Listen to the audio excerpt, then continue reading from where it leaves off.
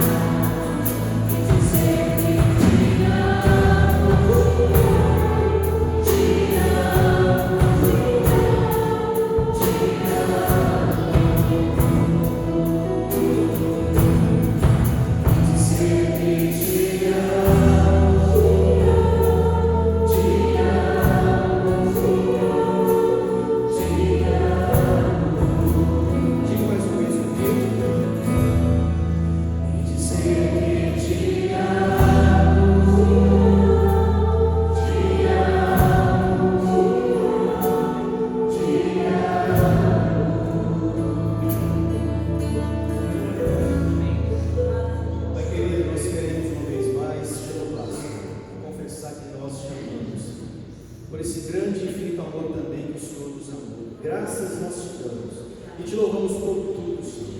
Agradecemos ao Senhor pela vida da tua igreja, Senhor, pela vida de cada um daqueles que estão conosco nesta noite. Deus, continua falando ao nosso coração nesta hora, através da tua palavra. Nós te oramos assim, em nome de Jesus.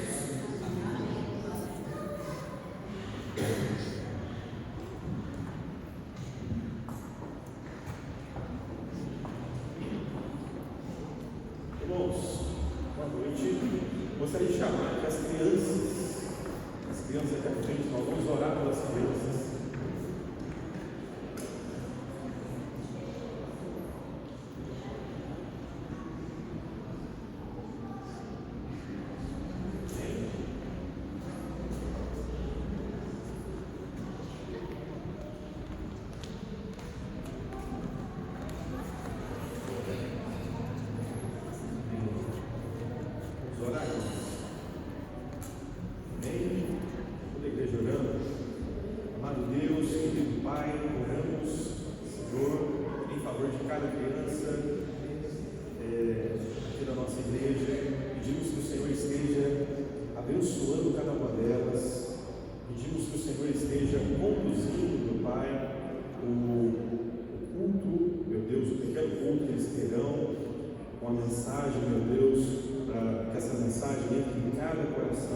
Essas crianças e que elas, meu Deus, compreendam o verdadeiro Evangelho. Em nome de Jesus, utiliza, meu Deus, usa nossa vida enquanto pais, enquanto familiares, para continuar, meu Deus, instruindo a vida deles no teu caminho, meu Deus, em nome de Jesus. Amém. Vou chamar aqui o pregador, né? Vai trazer a mensagem nessa noite. Amém?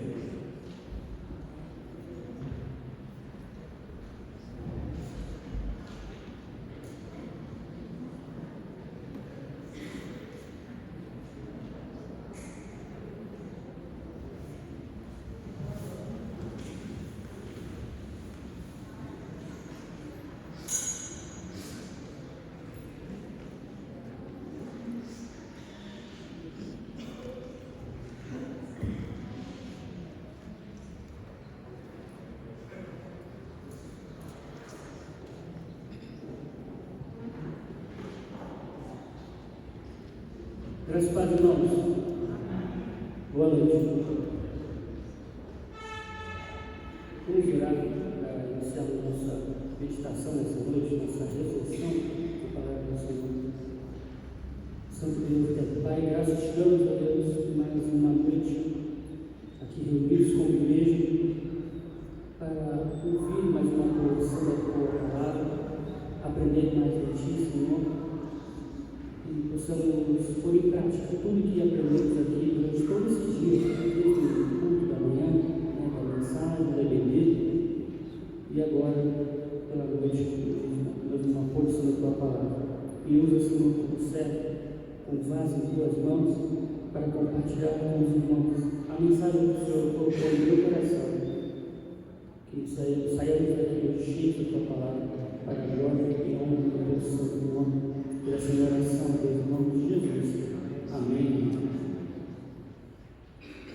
Gostaria que os irmãos abrissem suas Bíblias em 1 Pedro, capítulo 2, versículo 9. 1 Pedro, capítulo 2, versículo 9.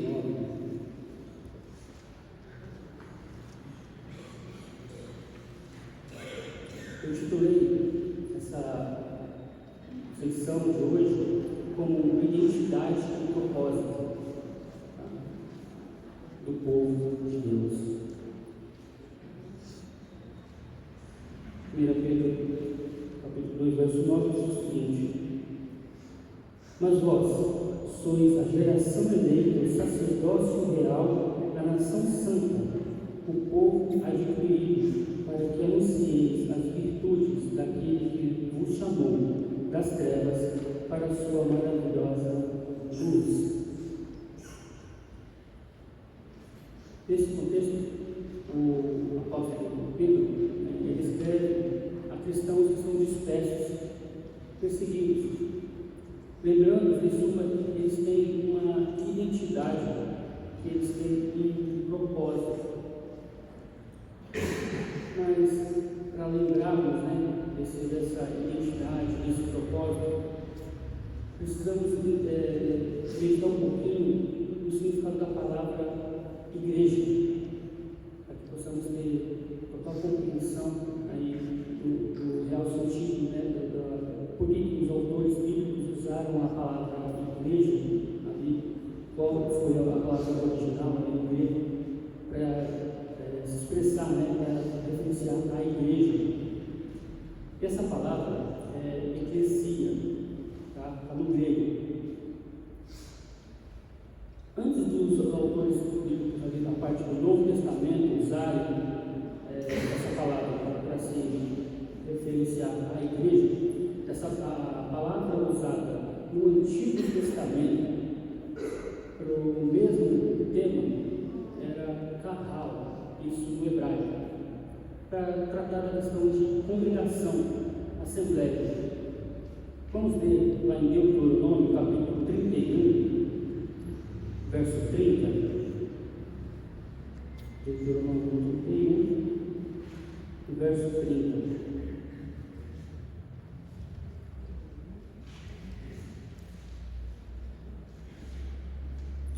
Diz assim a palavra do Senhor: e Moisés recitou as palavras desta canção, do começo ao fim, na presença de toda a Assembleia de Israel.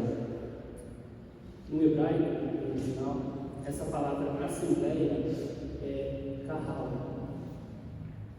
Um outro texto, vamos lá? 2 Crônicas, capítulo 20, do verso 5. 2 Crônicas 20, verso 5.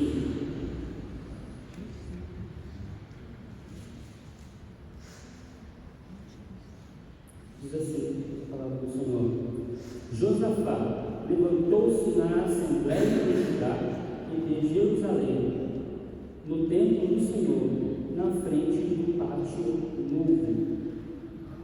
Aqui ele já cita, levantou-se na Assembleia de Judá e de Jerusalém, na congregação de Judá, na congregação de Jerusalém, e a palavra é a mesma, kahal, significando assembleia, congregação, reunião ali do povo de Deus.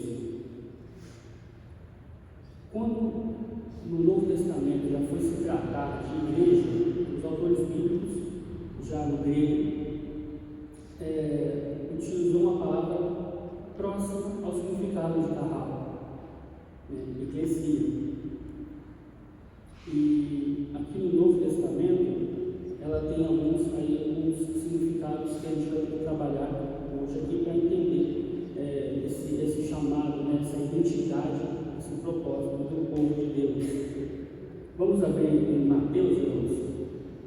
Mateus capítulo 16, verso 18.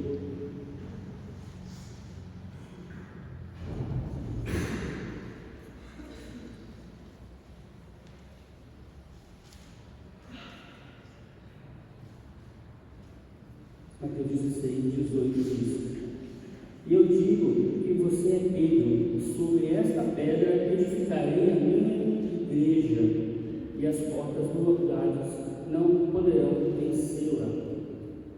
Viu a palavra? Aqui, a primeira palavra que Jesus fala é igreja, minha igreja. A palavra do grego escrito aqui é eclesia. Vamos para o outro texto?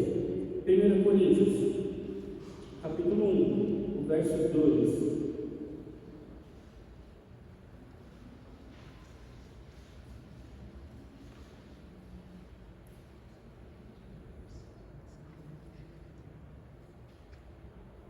Diz assim a palavra do Senhor: a igreja de Deus está em Corinto, aos santificados em Cristo Jesus e chamados para serem santos, com todos os que em toda parte invocam o nome do Senhor Jesus Cristo, nosso Senhor Jesus Cristo, Senhor deles e nós.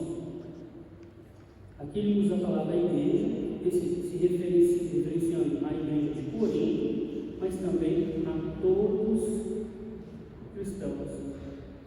Né? A palavra igreja, a palavra usada no grego, eclesia. Essa palavra ela é formada por duas partes. O é um prefixo que denota fora de, a partir de, e o verbo kalel, que traz a ideia de chamar. Por isso, a gente já ouviu por aí, né, a questão de significado de igreja, chamados para fora. Essa é a ideia, o sentido original aqui da palavra. E eu quis entender, mas por que chamados para fora? Porque quando a gente vê algumas mensagens, a ideia que se traz é exatamente assim, chamados para fora do mundo, para fora do pecado. Alguns usam, nós somos chamados não para ficar dentro das igrejas, mas chamados para fora, para agir fora. Me incomodou esse chamados para fora e eu fui entender isso daí. Esse significado, ele já veio antes, né, do termo ser usado para simbolizar e significar a igreja. É um termo usado na Grécia Antiga. Nas reuniões que eles faziam num lugar chamado Ágora. É uma praça central das cidades principais, ali como Atenas. Nessas praças, nessas ágoras, era onde eles realizavam acordos comerciais, discutiam assuntos de filosofia, religião. E aí o que acontecia? Por que os chamados para fora? As pessoas estavam como se as pessoas estivessem em suas casas e tinha uma audiência naquela água que as pessoas tinham que sair das suas casas e ir para a praça para deliberarem de determinado assunto. Então a ideia de sair chamados das suas casas para a água, para a reunião. Por isso chamados para fora. Fora seria fora da sua casa, da sua intimidade ali, do seu convívio para ir para a praça deliberar alguns assuntos, seja político, seja religioso, seja mercantil. Então essa é a ideia. E aí então eu entendi assim. Então realmente essa palavra, o significado chamados para fora, a gente pode sim usar para referenciar a igreja, porque ele nos traz três pontos que ligam a igreja. Primeiro ponto, estabelece uma conexão teológica, né, com a Assembleia do Povo de Deus do Antigo Testamento. Lembra?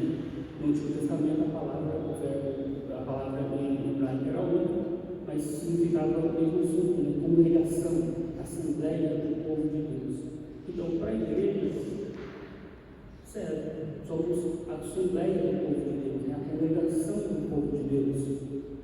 Um outro ponto que traz esse significado, fazer valer, né, na igreja, é que ele é um termo culturalmente reconhecido para uma assembleia organizada. Como nós falamos até agora, teria uma assembleia, uma audiência, uma reunião ali na praça central. Então eles tinham que se organizar ali, uma assembleia organizada. Nós somos uma congregação organizada. Temos regras, temos limites, um grupo organizado. Então, vale, né, o termo ser utilizado. E mais uma opção, essa palavra descrevia a natureza dos cristãos como chamados por Deus. Não diz chamados para fora? Nós somos chamados por Deus. Então, eu vejo que, sim, atende o significado da palavra para a igreja. Somos chamados por Deus. E aí, quando Pedro trata essa questão aqui em 1 Pedro 2,9, ele está trazendo uma lembrança aos irmãos da sua identidade. Porque no meio das perseguições, no meio do corredor do dia a dia, a gente pode acabar perdendo essa identidade e perdendo o propósito das nossas vidas. E quando ele usa algumas palavras, ele trabalha chamando, influenciando os cristãos com 4 identificações muito importantes que também fazem alusão ao povo de Israel, lá no Antigo Testamento.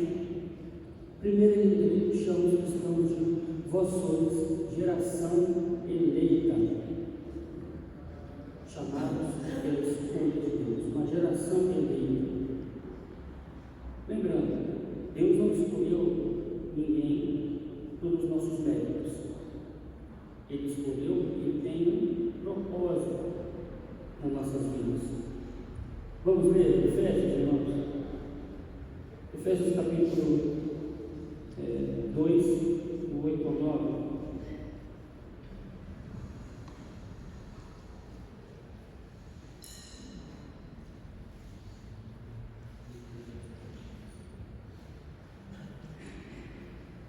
Que diz: pois vocês são salvos pela graça por meio da fé, e isso não vem de vocês, é dom de Deus, não por obras para que ninguém se glorie. Somos chamados, fomos salvos por Deus, não porque fizemos alguma coisa, porque merecemos algo, mas porque Ele nos chamou pela sua graça. Ainda em Efésios, agora no capítulo 1, Efésios capítulo 1, dos versos 4 ao 6, olha o que diz a palavra do Senhor. Efésios 1, dos versos 4 ao 6, assim diz a palavra do Senhor. Porque Deus nos escolheu nele antes da criação do mundo para sermos santos e irrepreensíveis em sua presença. Em amor nos predestinou para sermos adotados como filhos por meio de Jesus Cristo, conforme o bom propósito da sua vontade, para o louvor da sua gloriosa graça, a qual nos deu gratuitamente no amado. Percebe? Ele nos escolheu de acordo com o seu propósito.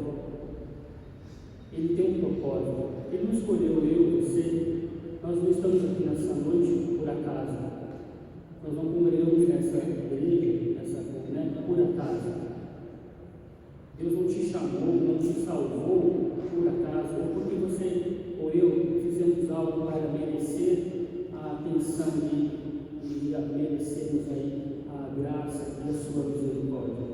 Ele nos escolheu, porque Ele tem um propósito para a vida de cada um aqui. Assim como uma pessoa é escolhida para representar na Olimpíada, assim como um jogador de futebol é chamado para representar a seleção brasileira, ou um embaixador levantado para representar o seu país no outro país. A diferença é que tanto o jogador de futebol, ou o atleta olímpico, ou o mesmo embaixador, eles foram escolhidos porque eles têm méritos, estudaram, têm experiências, então foram escolhidos. Não é qualquer jogador que vai atender a seleção brasileira. A diferença disso é que nós não fizemos nada e Deus nos escolheu. Ele nos chamou para atender então o seu propósito. Você tem vivido com consciência de que foi separado por Deus para servir? Ou tem tentado viver, tentar agradando o mundo? Quando eu vi essa pergunta, eu fiquei meditando nisso. Eu tenho vivido com essa consciência de que eu fui separado por Deus, que eu não estou aqui por acaso, ou ainda vivendo tentando agradar a este mundo. A outra referência que Pedro chama, identifica os cristãos, é sacerdócio real.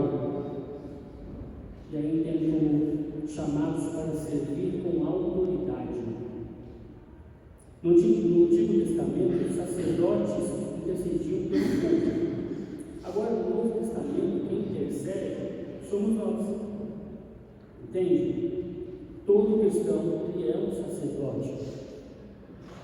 No Antigo Testamento, a única pessoa que poderia entrar na presença de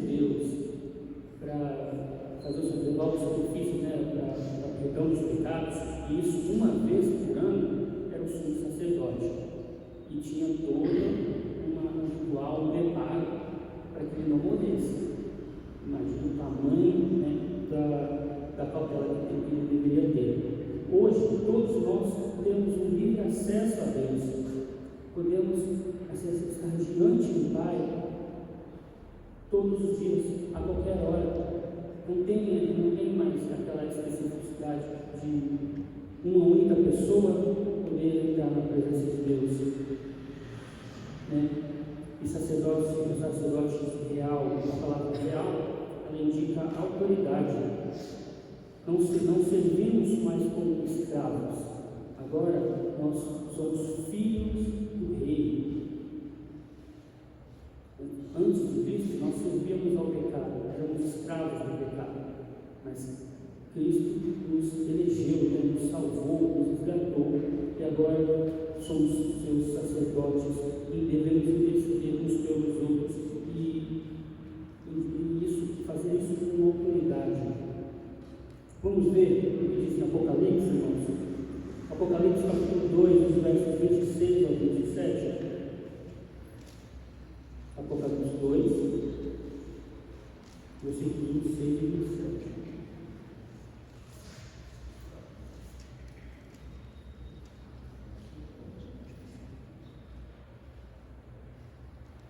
Diz assim a palavra do Senhor: aquele que vencer e fizer a minha vontade até o fim, darei autoridade sobre as nações.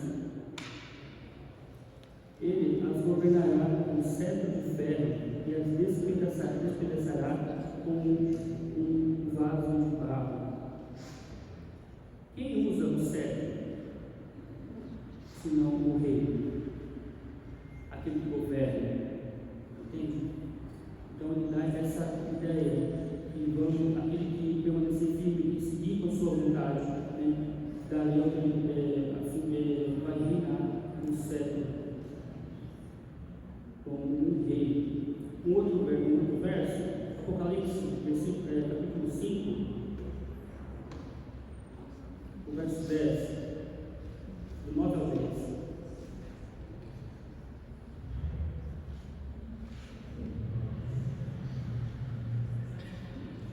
Diz assim: e eles cantavam um cântico novo: tu és digno de receber o livro e de abrir os seus selos, pois foste morto e com teu sangue compraste para Deus gente de toda tribo, língua, povo e nação. Tu os constituíste reino e sacerdotes para o nosso Deus, e eles reinarão sobre a terra. Entende? Vamos reinar.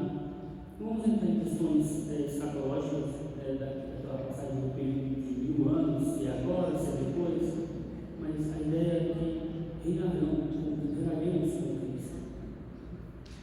Então, temos agora uma identidade, né? Que somos sacerdotes real do reino de Deus. Você pode imaginar uma criança órfã, está lá no orfanato e vê várias crianças sendo adotadas, elas sendo rejeitadas, ficando para trás. De repente, um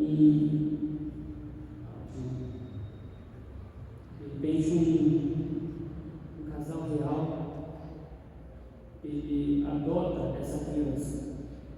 A partir daquele momento que ela é adotada, ela recebe um sobrenome, né? E agora ela tem livre acesso ao palácio. Entende? Assim somos nós, fomos resgatados por Deus, recebemos um nome, né? Pertencemos à família do Senhor, temos livre acesso a esse reino. Uma aplicação: você tem usado sua posição espiritual para interceder por outros?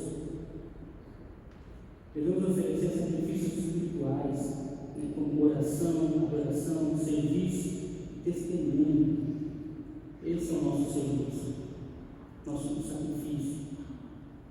Você já parou para acordar de madrugada, por exemplo, para orar quando o irmão está passando por uma luta, uma dificuldade? Ou quando algum irmão comenta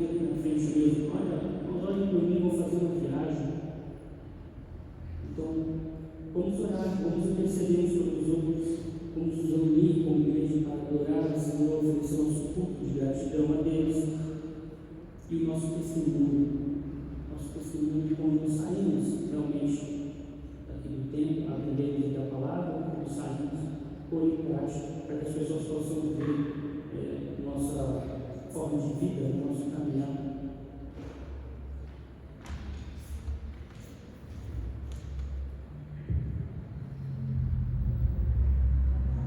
Ele também identifica a igreja como nação santa, povo adquirido. Eu identifico como chamados para viver separados.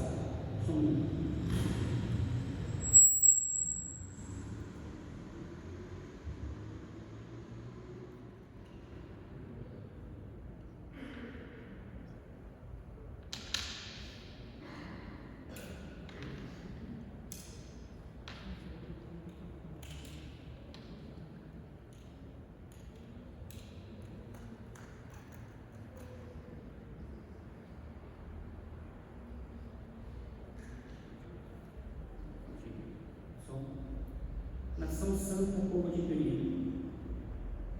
A palavra santo significa separado. Quando Deus nos separa, Ele nos separa para sempre. Fomos adquiridos por um alto preço. Qual foi esse alto preço? O sangue de Cristo. Vamos ler 1 Coríntios capítulo 6, irmãos. 1 Coríntios capítulo 6, verso 20.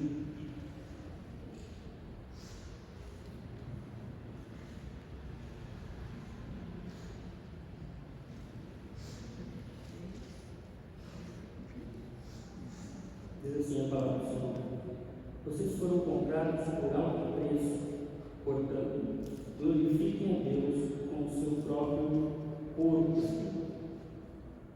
Como eu posso glorificar a Deus com o meu próprio corpo? Lembra, em Romanos, ele fala, devemos oferecer um sacrifício a Deus vivo, santo e agradável, que é o nosso culto racional. O nosso corpo, servindo ao Senhor com tudo que temos, com tudo que somos, com o que fazemos, aonde estivermos, seja na escola, seja no trabalho, na rua, aonde estivermos, no mercado, possamos servir ao Senhor, demonstrar que somos, que pertencemos ao nosso Deus, que somos um povo santo, que não compartilhamos os mesmos prazeres deste mundo. Nossa santidade deve ser visível por meio de atitudes, valores, relacionamentos. Você acredita, irmãos, que alguém que está ali mexendo ali nas redes sociais e de repente ela vê que um cristão curtiu um post, uma postagem ali, com cenas próprias, com conteúdo impróprio? Como é que a pessoa que está vendo aquilo vai dizer, mas eu conheço, é que não é um cristão? Fica difícil. Até mesmo quando você está trabalhando, vem alguém e fala, mas o fulano ali, eu vi ele curtindo uma postagem, não era muito legal, ele dizia muito sobre a fé, o padrão, nossos valores. As pessoas veem isso em nós, irmãos. Como que vamos nos portar dessa forma? Como uma nação santa, onde as nossas atitudes têm que demonstrar aquilo que nós pregamos, nossas atitudes têm que demonstrar aquilo que nós cremos, que nós ensinamos. Então, devemos vigiar. O mundo está, o mundo fala, as pessoas estão nos observando nossas atitudes.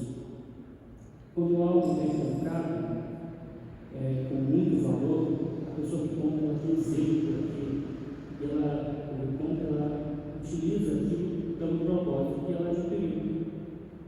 Então, o Senhor nos adquiriu por um alto preço. Vamos valorizar, vamos fazer valer a pena, o sangue derramado na cruz. Não vamos viver de qualquer forma, uma vez que somos chamados de nação santa, um povo adquirido por Deus. Imagine, irmãos, o Criador, o Eterno, que criou todas as coisas, te escolheu, te separou para atender o propósito dele, te santificou, porque o texto que nós vemos Deus já nos fez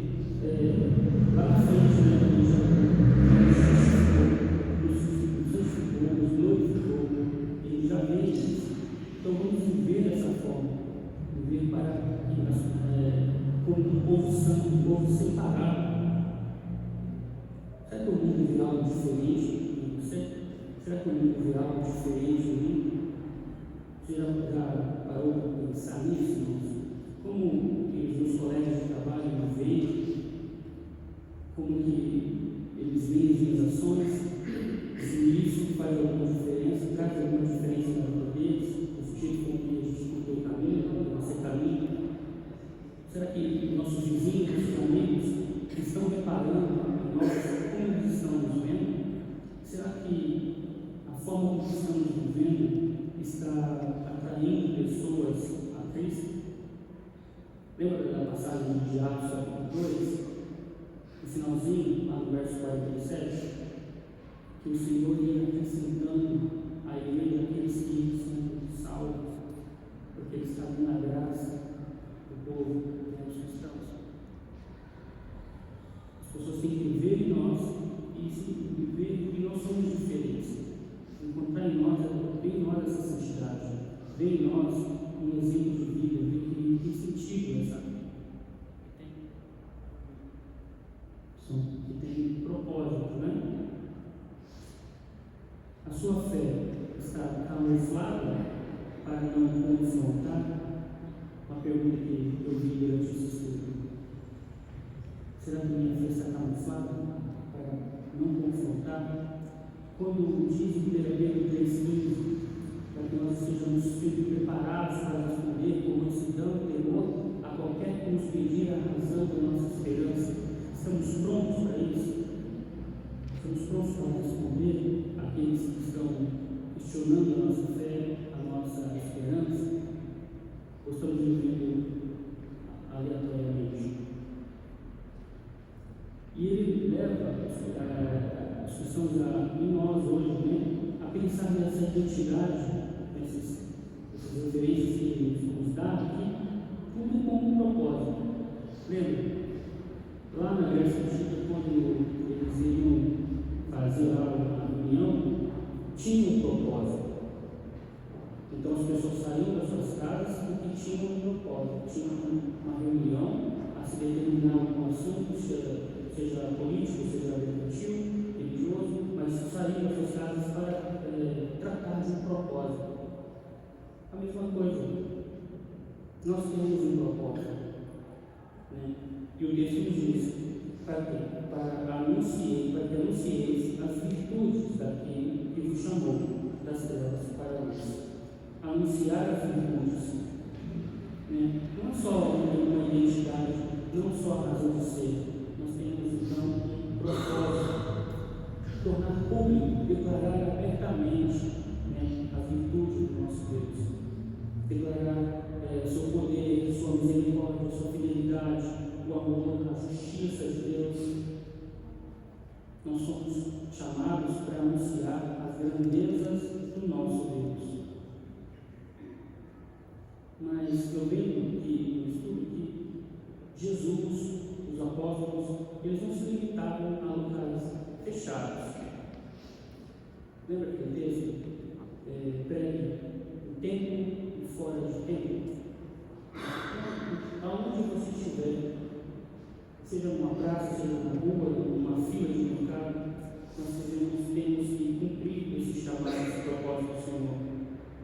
Lá em João 4, com a passagem da mulher samaritana, o Senhor usou daquele momento um poço para pregar, para falar do seu amor, da salvação, aquela vida.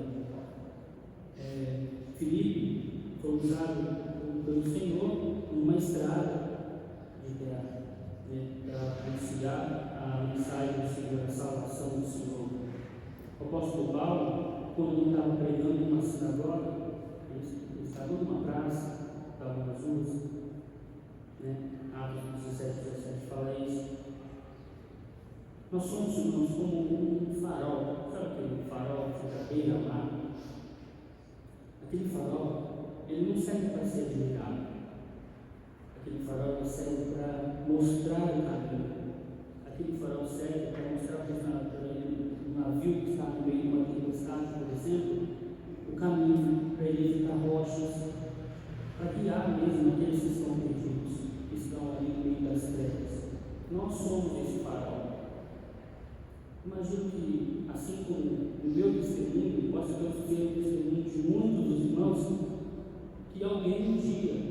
você estava passando por uma dificuldade, uma luta, com certeza alguém, como cristão, falou de Jesus para você, ou agiu de uma forma diferente, chamou sua atenção, e aí você foi guiado. Assim foi comigo. Eu tive a experiência assim. Então, que nós também sejamos esse farol, essa luz para aqueles que ainda estão, aqueles que estão em trevas, aqueles que estão à deriva, estão no meio de uma tempestade e não sabem para onde ir. Assim se brilhe a nossa luz, né? Assim diz. Aí uma pergunta: você tem falado sobre o que Deus fez em sua vida? De uma forma simples. Para muitas pessoas que dizem: eu não sei pregar, eu não sei falar direito, eu não conheço muito bem os textos bíblicos, mas simplesmente você contar o seu testemunho de salvação, o seu testemunho de vida para alguém já faz a maior diferença. E isso você pode usar em determinados momentos. Você pode usar numa fila do mercado, num ponto de ônibus, ou para alguém que está sentado ali na praça, que não está com correria nenhuma, que está com tempo para ouvir. Você pode simplesmente compartilhar a sua transformação, né? Quem você era, como o Senhor te encontrou e como o Senhor te transformou, para que essas pessoas possam ter a oportunidade de terem acesso, né, ao nosso Deus, conhecerem as virtudes do nosso Deus e serem resgatadas, assim como nós somos. Tem vivido de forma que as pessoas vejam Cristo em você? Eu fiquei perguntando isso. Eu tenho vivido dessa forma, onde as pessoas possam olhar para mim e ver Cristo em mim? Será que as minhas ações, as minhas curtidas no Instagram têm mostrado que eu sou um cristão? Tem levado a mensagem que transforma vidas? Na continuação do versículo lá do verso 9, depois que ele dá essa identidade, né? Geração eleita, sacerdócio real, nação santa, povo de perigo, e ele dá aí o propósito, né, para anunciar as virtudes do nosso Deus, nós vemos que ele diz, né, daquele que vos chamou das trevas para a sua maravilhosa luz. Aí tem a transformação, o chamado, uma mudança radical de estado. Estávamos em trevas, agora estamos na luz, levados para a luz. Trevas representa ignorância, representa pecado, morte. Quem nós éramos, irmãos, antes de Cristo nos resgatar? Entende? O que a palavra nos diz sobre nós? Nós estávamos perdidos, mortos, cegos espiritualmente, inimigos de Deus, separados de Deus, condenados, e merecíamos entrar aí com o castigo eterno. Mas uma vez que o Senhor nos resgatou, nos tirou, nos chamou das trevas, nos levou para a sua luz, maravilhosa luz, agora as características são outras, de perdidos, nós somos salvos, de mortos, ressuscitados, de cegos espiritualmente, agora nós temos acesso, chegamos à luz de Jesus, de inimigos de Deus, agora pertencemos à família de Deus, somos amigos de Deus, de condenados, agora nós somos justificados, e do castigo eterno, agora temos a vida eterna, para a glória do nosso Deus. Será que você tem ainda áreas que ainda estão nas sombras? Será que ainda precisa analisar, precisa conviver caminhando em sombras? Jesus te chama, irmãos, me chama para vivermos totalmente na luz, sem nos escondermos de nada. Por que João diz, por que as pessoas não vêm para a luz? Para que as suas más obras não sejam manifestadas. Vamos ver, irmãos, Efésios capítulo 5, versos 8 e 9.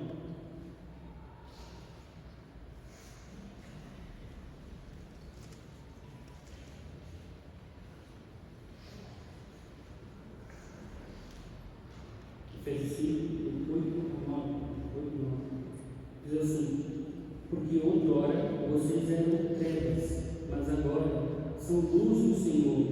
Vivam como filhos da luz, pois o fruto da luz consiste em toda bondade, justiça e verdade. Se somos de Cristo, caminhemos na luz de Jesus. Não, por que voltar para trás? Por que querer aprovação deste mundo? Por que tentar caminhar no pecado, naquele pecado de estimação? Não, vamos viver na luz, vamos caminhar, como o texto diz, consistindo toda bondade, justiça e verdade. Vamos caminhar dessa forma, que as pessoas possam ver em nós isso, as pessoas possam ver Cristo em nós, no meio da bondade, no meio da justiça, sendo justos, verdadeiros, levando essa mensagem. Agora, uma vez que eu sei, eu reconheço da onde eu estava, qual era o meu destino, certo? Para agora quem eu me tornei, agora eu tenho ideia da minha identidade em Cristo e para onde eu vou. A gratidão, irmãos, é a única resposta natural a esse resgate que Deus fez a nós. É como um alpinista que acabou caindo numa caverna fria e escura, longe de tudo e de todos, sem perspectiva nenhuma. Vem um grupo de resgate, salva aquele alpinista, e agora ele tem acesso à luz do dia, ao calor do sol, ao ar fresco. Ele vai querer voltar para aquele lugar? Ele vai querer voltar para aquela caverna? Não. Assim devemos ser nós, irmãos. Por que voltar para o pecado? Por que voltar para as trevas? Nós devemos viver de forma que nunca nos esqueçamos de onde nós fomos tirados e lembrar para onde estamos caminhando. Não voltar às trevas que vivemos. É prazeroso? Pode ser, mas é momentâneo e o fim nos leva a longe, a estarmos longe de Deus. Então a gratidão realmente é a resposta que nós podemos dar ao Senhor por tudo que Ele fez por nós e ainda continua fazendo, na verdade. Não podemos esquecer disso, de que de perdidos agora nós somos salvos, que agora nós temos, em vez de um castigo eterno, nós temos aí a vida eterna. É como um RG, um documento que nós temos, né? Ele mostra nosso sobrenome, quem somos, né? A referência dos nossos pais, de que nação nós somos brasileiros, nacionalidade. É mais ou menos isso que eu entendi aqui no versículo. Ele nos mostra essa identidade, só que ele não vai além, nos mostra um propósito. Em 1 Pedro 2,9 nos revela essa nossa identidade, que nós somos eleitos, nós somos sacerdotes, somos santos, nós somos adquiridos por Deus e temos uma missão: anunciar as virtudes do nosso Deus. Isso, como diz, em tempo e fora de tempo. Nossa transformação das trevas para a luz, possamos meditar nisso. Não deixar com que a correria do dia a dia faça com que nós esqueçamos dessa identidade a qual nós recebemos. Que agora, caminhando na luz, temos um propósito. O Senhor não nos resgatou simplesmente para nos dar um novo lar, para nos dar a salvação, para nos resgatar, nos dar uma vida nova. Ele nos resgatou porque Ele tem propósito. E Ele escolheu você, escolheu a mim, para executar esse propósito. Então, vamos olhar para frente, não olhar para trás, não buscar aprovação do mundo, reconhecimento desse mundo, nas coisas desse mundo, pois nós já temos o melhor reconhecimento, a melhor identidade que nós poderíamos ter, nós temos. Somos nação santa, povo eleito por Deus, somos sacerdotes do Deus Altíssimo. Somos a igreja porque fomos chamados. Fora do pecado, da apatia, da religiosidade fria, chamados para viver uma fé ativa, vibrante e pública, e com propósito. Pense nisso, irmãos. Você e eu estamos vivendo como parte dessa geração eleita, temos exercitado esse sacerdócio santo com ousadia. Sua vida reflete a luz para os outros. Vidas são sendo transformadas, sendo usadas por meio de você, Deus te usando para transformar vidas. Pense nisso. Hoje é dia de sair da neutralidade e viver como alguém realmente chamado para fora do comodismo, chamado para fora do conforto, da zona de conforto. Os irmãos que moram no condomínio, tem aquelas assembleias do condomínio, tem, onde você tem que participar daquela assembleia para liberar algo novo, alguma coisa que vai acontecer, alguma mudança que vão fazer no condomínio. Você tem que sair do seu aposento, do seu apartamento, do conforto que você está, tem que se reunir naquela congregação, naquela assembleia. É assim, vamos sair do nosso conforto para deliberar, para trabalhar, para decidir, para viver ativos na fé, para que vidas possam ser alcançadas e o mundo possa ter aí a esperança, né? A esperança que nós temos que um dia vamos morar com o Pai e que isso vai voltar e nos resgatar para si. Pense nisso.